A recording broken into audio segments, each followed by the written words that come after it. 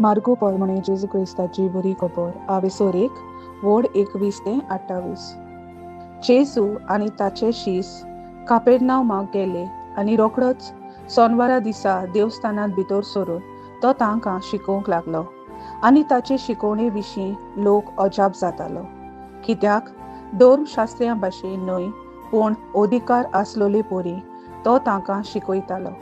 त्याच वेळार मेळो आत्मो बसलोलो एक मनीस तांच्या देवस्थानांत आसलो आनी ताणें बोब मारून म्हणलें, नाजारेतच्या जेजू, आमचे कडेन तुका कसलें काम आसा? आमचो भस्म करूंक आयलें कितें? तूं कोण तो हांव जाणो, देवाचो पवित्र भक्त. पूण जेजून ताका धमकावन म्हणलें, ओगो राव आनी ह्या मनशा वेलो भायर सर. आनी मेळो आत्मो ताका फडफडावन आनी मोठी बोब मारून ताचे वेलो भायर सरलो. सगलो लोक अजाप जालो आनी एकामेकाक विचारतालो, हें आनी कितें? नवी शिकोवण ही? अधिकारान तो शिकयता.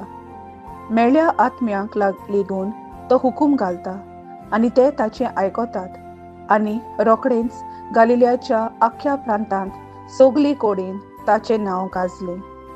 देवाचें उतोरें, देवाचे व्हड उपकार. आमेन.